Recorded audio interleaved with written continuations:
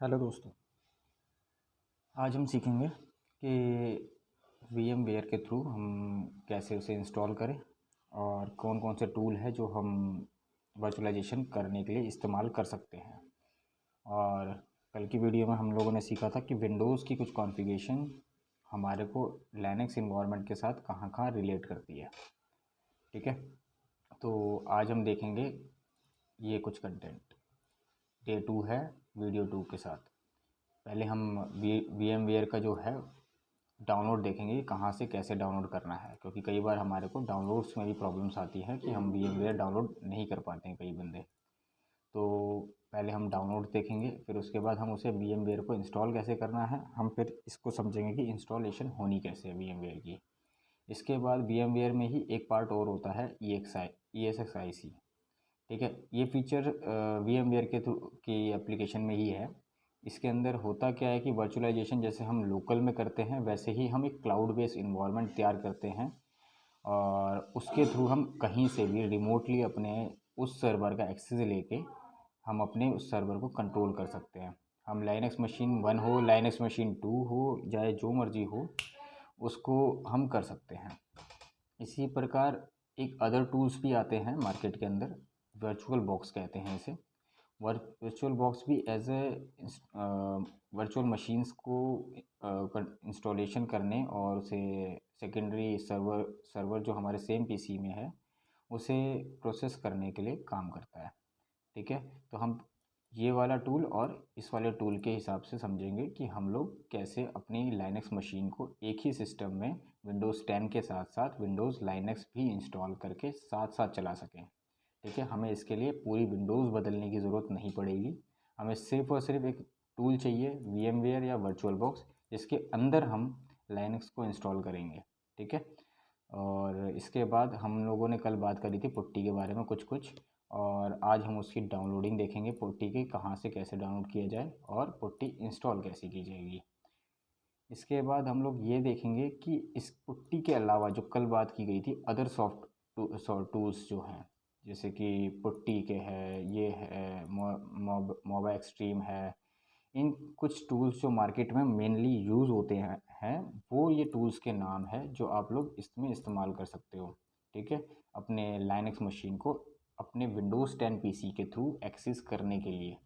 ठीक है, हम लोग अभी फ़िलहाल के लिए जो प्रैक्टिस करेंगे उसमें पुट्टी, और पुट्टी के अलावा हम लोग करेंगे मोबा एक्सट्रीम को। ये दो ऐसे सॉफ्टवेयर हैं जिसके अंदर हम लोग आगे प्रोसेस करेंगे। इसमें भी हम लोग यही देखेंगे कि पहले मोबा एक्सट्रीम इंस्टॉल कैसे होगा और डाउनलोड कैसे होगा। ठीक है, इनके आगे मैंने लिंक्स डाल दिए हैं कि ये कैसे कैसे कहाँ कहाँ से डायरेक्ट डाउनलोड होने हैं। ठीक है, आप लोग इस पर डायरेक्ट क्लिक करके रीच कर सकते हो और डाउनलोड कर सकते हो। पहले VMware के इस प्रोसेस को हम लोग समझते हैं कि ये इंस्टॉल कैसे होगा। पहले तो हम ब्राउज़र पे जाएंगे। ब्राउज़र पे ये लिंक हमें पेस्ट करना है। इस तरीके से हम यहाँ पे पहुँच जाएंगे VMware लाइन वर्क स्टेशन पर डायरेक्टली। हमें करना क्या है, पहले लॉगिन चाहिए हमें। अगर हम लोग डायरेक्टली डाउनलोड करने की कोशिश करेंगे तो डाउनलोड से पहले लॉगिन क्रेडेंशियल मांगेगा। ठीक है, यहाँ पे कई बार ऐसा है कि अब मैंने कर भी रखा है पहले भी, तो वो मेरा प्रोसेस डाउनलोड में हो गया। अगर आपका भी हो जाता है तो बढ़िया बात है, आप लोग इसे प्रोसेस कर सकते हो। ठीक है, मैंने डाउनलोड करके रखा हुआ है, ये लेटेस्ट वर्जन है 17 VMware का। ठीक है, लेकिन मैं जो काम करूँगा VMware 16 पे काम करूँगा, इसके ओल्डर वर्जन पे। ठीक है, अब इसके अलावा हम लोगों ने VMware को डाउनलोड करना देख लिया कि कहाँ से कैसे डाउनलोड करना है VMware को। इसके अलावा अब हम देखते हैं कि वर्चुअल बॉक्स कहाँ से डाउनलोड किया जाए।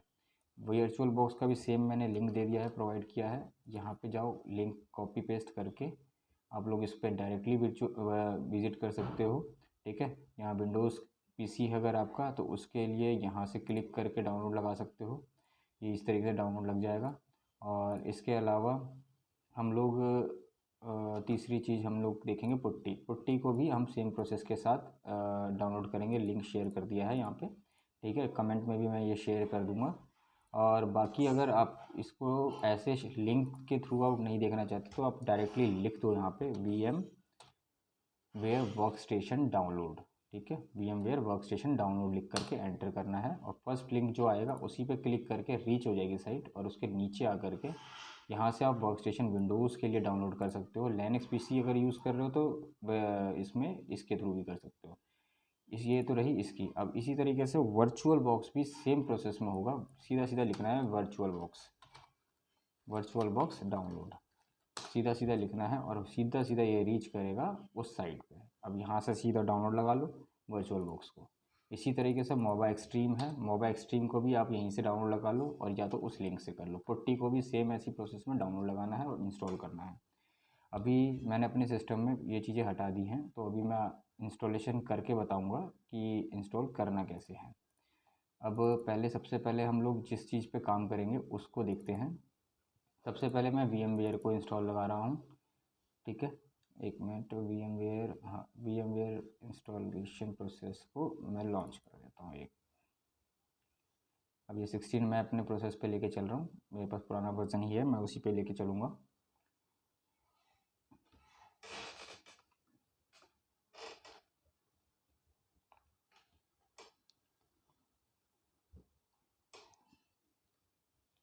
अभी ये मेरा इंस्टॉलेशन पे लगा है, अभी इंस्टॉल हो रहा है ये प्रोसेस, ठीक है। ये यहाँ पे हो रहा है अभी। मैं तब तक के लिए वीडियो पॉज कर रहा हूँ और जब ये प्रोसेस होगा तो मैं आगे प्ले करता हूँ इसको। अब ये प्रोसेस इसका स्टार्ट हुआ है। अब हम इसको जब से ये विंडो खुल के आएगी, अब खुल के आने के बाद अब करना है नेक्स्ट, एक्सेप्ट, नेक्स्ट, और उसके बाद हमें करना है एनहांस ड्राइवर इसी सेम प्रोसेस में नेक्स्ट। हमें फिर इसके बाद नेक्स्ट अपडेट वगैरह चाहिए अगर हम जैसे यूज़ कर रहे हैं कुछ चीज़ और हमें उस टाइम पे का कोई VMware का कोई नया अपडेट आया है मार्केट में, तो वो हमें अपडेट कर सके, इस चीज़ के लिए हम इसको प्रोसेस करके नेक्स्ट करेंगे। हमें इसका आइकन कहाँ कहाँ चाहिए उसे देख करके हम लोग प्रोसेस करेंगे नेक्स्ट, फिर इंस्टॉल करेंगे हम इसे, ठीक है। अब ये इंस्टॉलेशन पे चल रहा है, इंस्टॉलेशन लग गया है, मैं इसे पॉज कर रहा हूँ। जब ये इंस्टॉलेशन के लास्ट प्रोसेस पे होगा तो मैं प्ले करता हूँ। तो ये अब इंस्टॉल हो चुका है। अब इसके बाद हम इसको फिनिश कर सकते हैं या तो हम इसको यहीं पे लाइसेंस डाल सकते हैं, लेकिन लाइसेंस डालना पड़ेगा क्योंकि अब यहाँ पे अगर आगे प्रोसेस करना है तो हमें इसकी की प्रोवाइड करनी पड़ेगी। अभी मैं पॉज कर रहा हूँ, मैं की डाल के इसको आगे प्रोसेस कर रहा हूँ। अब मैंने इसकी की डाल के इसको नेक्स्ट कर दिया है। नेक्स्ट करने के बाद अब मैं इसको फिनिश कर देता हूँ। अब ये मेरा VMware मेरी सिस्टम के अंदर इंस्टॉल हो गया है सक्सेसफुली। अब मैं इसे लॉन्च करता हूँ और इसका व्यू कैसा है वो मैं आपको दिखा देता हूँ। पहले ये कुछ इस तरीके से दिखेगा, जिसके अंदर हम लोग पहले देखेंगे कि हम लोग यहाँ पे क्या क्या कर सकते हैं।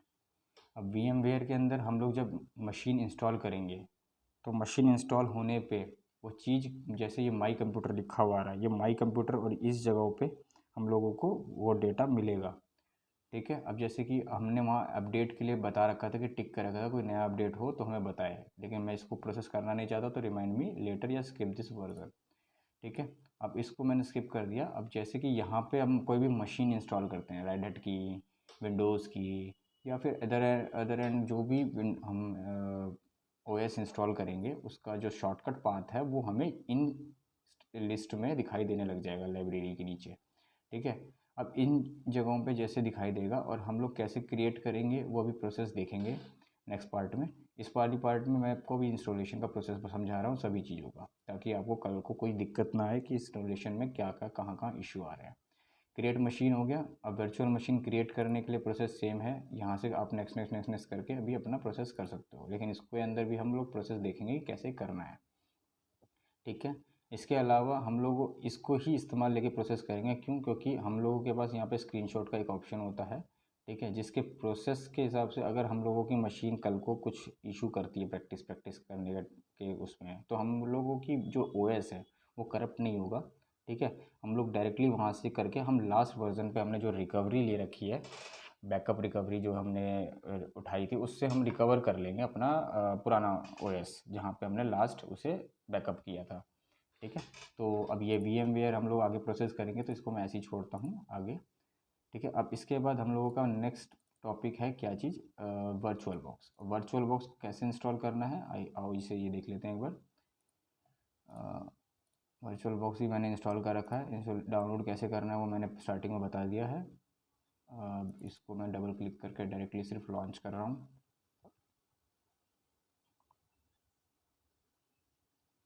ये भी सेम नेक्स्ट नेक्स्ट, कुछ नहीं करना, next next, yes and next install. Installation process start हो गया है, ठीक है। अब ये अगर थोड़ा टाइम लेता है तो मैं इसको भी थोड़ा पॉज करके लास्ट में जब होगा तब मैं लेके आगे खड़ा करता हूँ इसको। आई थिंक ये ज़्यादा टाइम नहीं लेगा।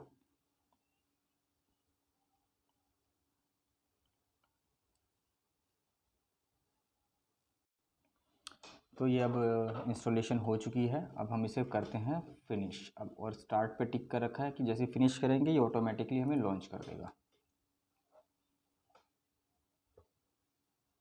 जैसे कि ये वर्चुअल मशीन लॉन्च हो चुकी है। अब ये वर्चुअल बॉक्स है। वर्चुअल बॉक्स हमें कुछ इस तरीके से दिखेगा। इसके अंदर हम मशीन जब इंस्टॉल करेंगे तो यहाँ से न्यू करेंगे। अगर हमारे पास ऑलरेडी कोई मशीन इंस्टॉल्ड है, उसका ओएस वर्चुअल बॉक्स के हिसाब से इंस्टॉल किया गया है पहले कहीं और सिस्टम पे, और हम उसे अगर पेन ड्राइव के थ्रू कॉपी पेस्ट करके लेके आए हैं, तो यहाँ सिर्फ हम ऐड पे क्लिक करना है और उसका पाथ देना है जहाँ पे हमने उस फाइल को रखा हुआ है, जो पुरानी मशीन होगी हमारी, ठीक है। और अगर हम नई न्यू फाइल क्रिएट करते हैं तो हम न्यू क्लिक करेंगे और ऐसे रीच करेंगे। सेम एज़ यूजुअल VMware का भी प्रोसेस ऐसे ही है। VMware के अंदर भी हम लोग यही प्रोसेस करेंगे कि न्यू फाइल है तो न्यू फाइल क्रिएट करनी है, न्यू मशीन बनानी है तो न्यू फाइल। अगर हम लोगों के पास मान लो किसी ऑफिस इन्वायरमेंट में हमने कुछ बनाया और हम एक इन्वायरमेंट से जाके दूसरी इन्वायरमेंट में जाके उस फाइल का डेटा लेके गए हैं सिर्फ, तो हम लोग ओपन ए वर्चुअल मशीन डालेंगे।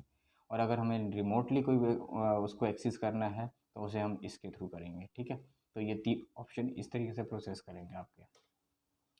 अब वर्चुअल बॉक्स देख लिया कि किस तरीके से दिखता है और कैसे इसमें भी प्रोसेस होगा। सेम एज़ यूजुअल इसमें भी ऐसी प्रोसेस होना है। यहाँ पे आप सिलेक्शन दोगे, यहाँ पे आप नाम दोगे, नाम देने के बाद आपको फोल्डर पाथ देना है कि आपकी जो ओएस की जो फाइल स्टोर होनी है वो कहाँ जा कर के स्टोर होगी, और ओएस की इमेज कहाँ से इमेज आपकी उठाएगा, और क्या नाम है, लिनक्स इंस्टॉल कर रहे हो, अदर है, क्या है, जो भी है वो यहाँ पर डाल के वर्जन डाल के आप इसको नेक्स्ट प्रोसेस कर सकते हो, ठीक है। अब ये तो हो गया वर्चुअल बॉक्स का कॉन्सेप्ट। अब हमने देख लिया VMware और वर्चुअल बॉक्स। अब हमने इसको देख लिया, इसकी इंस्टॉलेशन देख ली हमने। इसके बाद हमने वर्चुअल बॉक्स देख लिया हमने कि कैसे इंस्टॉल होगा।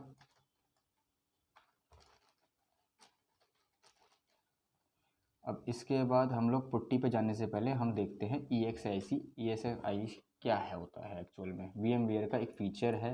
अब ये फ़ीचर क्या है, कैसे काम करता है, इसकी बेसिक इन्फॉर्मेशन दूंगा, क्योंकि ये एक बहुत बड़ा अपने आप में ही एक इन्वायरमेंट है। इसकी एक अलग से बाद में वीडियो बना देंगे, ठीक है, जिसके थ्रू हम इसको समझ पाएंगे कि असल में ये क्या चीज़ है, ठीक है। अभी फ़िलहाल हम लोग इसके सिर्फ एक बेसिक इन्वायरमेंट को समझेंगे कि हम लोग इसे कहाँ यूज़ में लेके आते हैं। अब VMware के कुछ मैंने पिक्चर्स निकाली है कि ये कैसे क्या प्रोसेस लेता है। अब जो EXSI है, जब हम उसे इंस्टॉलेशन प्रोसेस करते हैं तो प्रोसेस करने के बाद जो सर्वर का जो प्रीव्यू है, जो सर्वर का प्रीव्यू है वो हमें कुछ इस तरीके से रिप्रेजेंट होता है, ठीक है। ये हमारे को प्रीव्यू देता है कि इसके अंदर हम लोग कॉन्फ़िगरेशन पासवर्ड क्या क्या क्या जो भी चेंजेस करने हैं वो चेंजेस करके आप उसको सेव करके फिर से सर्वर को स्टार्ट कर सकते हो, ठीक है।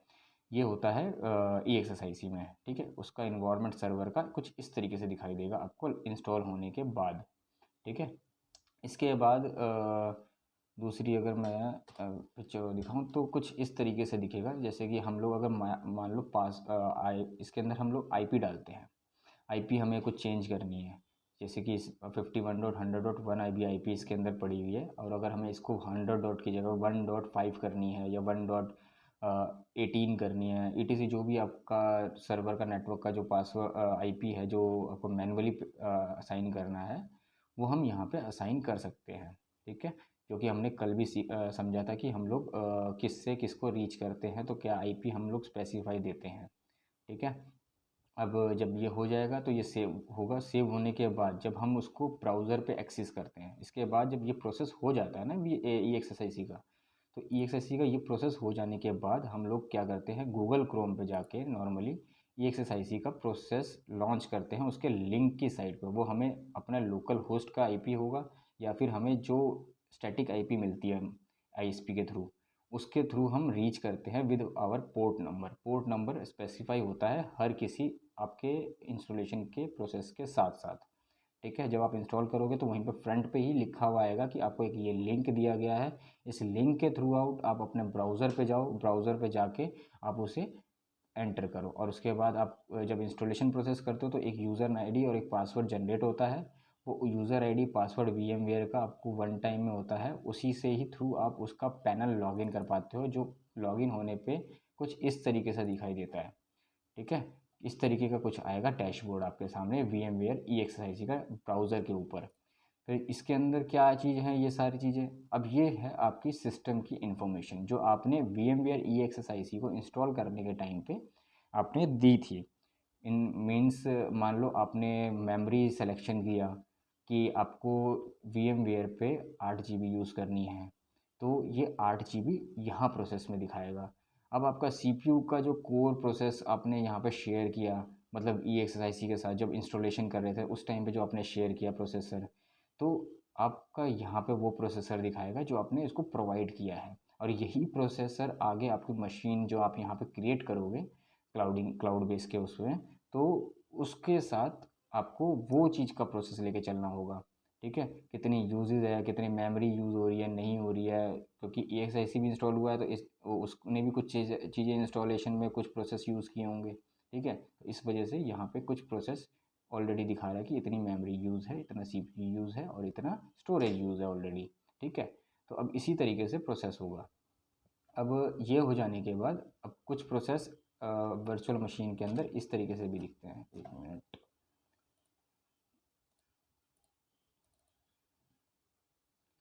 जब इंस्टॉल हो जाता है तो वर्चुअल मशीन जैसे EXIC है, उसके अंदर वर्चुअल मशीन के नाम से हम लोग कुछ अगर VM मशीन्स इंस्टॉल करते हैं तो वो हमें यहाँ पे दिखाई देने लग जाती है।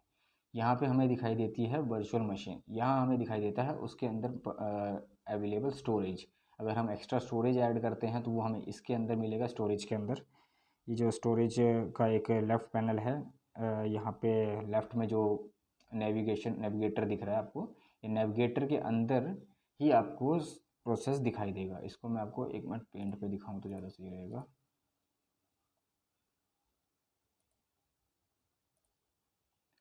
अब ये देखो, अब इसके अंदर इसको पेंसिल सेलेक्ट कर लेते हैं। अब जैसे ये मशीन का जो डेटा दिख रहा है, यहाँ पे आपकी मशीन की एंट्रीज दिखाई देगी। आपने एक एक इंस्टॉल कर रखी है तो एक है, दो इंस्टॉल कर रखी है तो दो दिखेगी, तीन इंस्टॉल कर रखी है तो तीन दिखेगी। इसी तरीके से जितनी नंबर ऑफ़ मशीन इंस्टॉल करोगे यहाँ पे उसकी लिस्ट नज़र आने लग जाएगी ऑटोमेटिकली, ठीक है।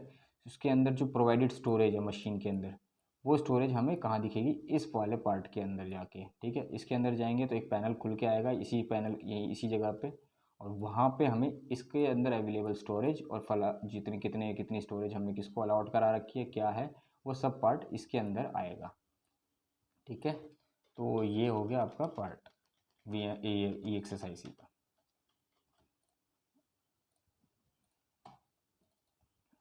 ठीक है। अब हमने क्या क्या सीख लिया, हमने VMware इंस्टॉलेशन सीख लिया, हमने VMware डाउनलोड करना सीख लिया, VMware EXSIC सीख लिया कि बेसिक इन्फॉर्मेशन उसकी समझ ली कि क्या होता है, कैसे काम कर रहा है, ठीक है। इसके बारे में डीप नॉलेज है तो वो बाद में इसके बारे में समझना पड़ेगा, ऐसे अगर समझाऊंगा तो वो एक बड़ा ही इन्वायरमेंट है अपना ही एक अलग, तो उसमें टाइम लगेगा, ठीक है। अब इसके बाद वर्चुअल बॉक्स हमने सीख लिया कि इंस्टॉल कैसे करना है, डाउनलोड कैसे करना है। अब हम देखेंगे पुट्टी। पुट्टी भी सेम प्रोसेस है, हम लोग उस पर जाएंगे, हमें इससे कुछ नहीं करना, इंटरनेट से डाउनलोड करना है और इस पर डबल क्लिक करके लॉन्च करना है। ये अपने आप ही अगर आपके सिस्टम में है तो नेक्स्ट नेक्स्ट नेक्स्ट, नहीं है तो सिस्टम में अगर तो नेक्स्ट नेक्स्ट नेक्स्ट करके ओके करना है, और इस तरीके से पैनल खुल के आएगा आपका एट द एंड। पुट्टी का प्रोसेस सिर्फ इतना ही है। इसके बाद देखते हैं मोबा एक्सट्रीम। मोबा एक्सट्रीम कैसा दिखता है, कैसे इंस्टॉल होता है, अब ये देखते हैं। मोबा एक्सट्रीम एक फ़ाइल के ज़िप फाइल में इंस्टॉल हुआ है, ठीक है। वर्जन 23.3 एक्टिव है इस टाइम पे, ठीक है। अब हम इसे इंस्टॉल करते हैं। इंस्टॉलेशन में कुछ प्रोसेस नहीं है, नेक्स्ट नेक्स्ट ही है इसका भी, इसमें भी कोई ज़्यादा रॉकेट साइंस नहीं लगानी, सिर्फ नेक्स्ट नेक्स्ट इंस्टॉल और ये हो जाएगा प्रोसेस डन। इसमें कुछ नहीं डालना, कुछ नहीं प्रोसेस करना, बस नेक्स्ट किया, फिनिश किया। ये अब मैं डेस्कटॉप पे जाऊंगा, मेरे को ये मोबाइल एक्सट्रीम का एप्लीकेशन मिल गया। अब ये इसके अंदर कैसा दिखता है, क्या है कॉन्फ़िगरेशन, ये देखते हैं। अब हम इसको इस तरीके से देखते हैं कि इसके अंदर ये दिख कैसे रहा है। अब मान लो मोबा एक्सट्रीम ये इंस्टॉलेशन का प्रीव्यू इस तरीके से दिखेगा। अब हम इसको स्टार्ट टर्मिनल करते हैं तो ये एक लोकल टर्मिनल दे रहा है मुझे मेरे एक सिस्टम का, ठीक है, मोबा एक्सट्रीम खुद का। अब इसके अंदर मान लो लिनक्स मशीन मेरी है। अब मैं अगर ये इमेज दिखाऊं, अब ये वर्चुअल मशीन मैंने इंस्टॉल करी अपने सिस्टम में। मैंने VMware EXSIC के बारे में बताया, जो इंस्टॉलेशन है उसमें कैसे होगा। वर्चुअल बॉक्स देख लिया। अब इन सब के बारे में तो हमने देख लिया। अब हमारे पास मान लो अवेलेबल हो गई मशीन 1। हमारे पास मशीन 1 अवेलेबल है, मशीन 2 अवेलेबल है, मशीन 3 अवेलेबल है, मशीन 4 अवेलेबल है। ये 4 मशीनें अवेलेबल है, ठीक है। अब मैं पुट्टी पे सेशन लूँगा तो क्या करूँगा, पहले एक एक खोला, फिर मैंने एक का सेशन लिया, फिर दोबारा से मैं गया, फिर दोबारा से मैं सेशन लूँगा, फिर दोबारा से सेशन लेकर के फिर एक देखूँगा। इस तरीके से मल्टीपल सेशन लेने के बाद मेरे को मल्टीपल सेशन देखने पड़ेंगे। लेकिन मोबा एक्सट्रीम में ऐसा नहीं है। मोबा एक्सट्रीम में हम लोग क्या करेंगे, डायरेक्टली सेशन में जाएंगे, SSH पे जाएंगे, SSH करके यहाँ हम रिमोट होस्ट डालेंगे, उसकी IP यहाँ पे ओके कर देंगे। जैसे कि मैं अगर मैनुअली कोई भी IP डालता हूँ 192.168.1.25 डाल देते हैं। ये मैंने किया। अब जैसे ये आ गया 192.168.5 आ गया। अब मैं ऐसे ही दूसरा सेशन भी कर लेता हूँ। तो इसी तरीके से हम लोग इसमें मल्टीपल सेशन ले सकते हैं एक साथ, एक ही बारी में। और इसके अंदर फीचर ये भी है, मान लो अगर हमारे पास डेस्कटॉप में कोई फ़ोल्डर पड़ा हुआ है, अब मैं इसको लाइनक्स मशीन के अंदर ले जाना चाहता हूँ कि ये मेरा फ़ोल्डर डायरेक्टली लाइनक्स में चला जाए। कई बार क्या होता है, हमें एक अलग अनदर टूल यूज़ करना पड़ता है, WinSCP जैसा। WinSCP एक ऐसा टूल है जिसके थ्रू हम एक डेस्कटॉप PC से हम लोग डेटा ट्रांसफ़र करते हैं लाइनक्स मशीन के अंदर, ठीक है। अब मोबा एक्सट्रीम एक ऐसा टूल है जिसके अंदर हम लोगों ने मान लो इसका सेशन ले रखा है, सेशन एक्टिव है। एक्टिव सेशन के साथ हम लोग इसके अंदर जाके टूल के साथ हम शेयर कर सकते हैं इसका डेटा अपने उसके साथ, ठीक है। ये कुछ फीचर्स हैं जिसके थ्रू आप अपना डेटा डायरेक्टली यहाँ से ड्रैग एंड ड्रॉप कर सकते हो। यहाँ से ड्रैग किया, ड्रॉप किया, इस तरीके से ड्रैग एंड ड्रॉप कर सकते हो, ठीक है। ये हो गया इसका मोबा एक्सट्रीम का फीचर। अब हमने समझ लिया पुट्टी और मोबा एक्सट्रीम को भी, ठीक है। अब पुट्टी भी डन हो गई, मोबा एक्सट्रीम भी डन हो गया। तो अब हम फिलहाल इस टॉपिक का सारा स्ट्रक्चर ख़त्म हो चुका है। और कुछ अदर चीज़ पे आपको रिसर्च करनी है, देखना है, तो ये कुछ अदर टूल्स और हैं मार्केट के अंदर जिसके थ्रू हम प्रोसेस करते हैं। तो आप इंटरनेट पे जाके इसको भी सर्च कर सकते हो, देख सकते हो, ठीक है। तो आज की वीडियो यहीं पे एंड करते हैं।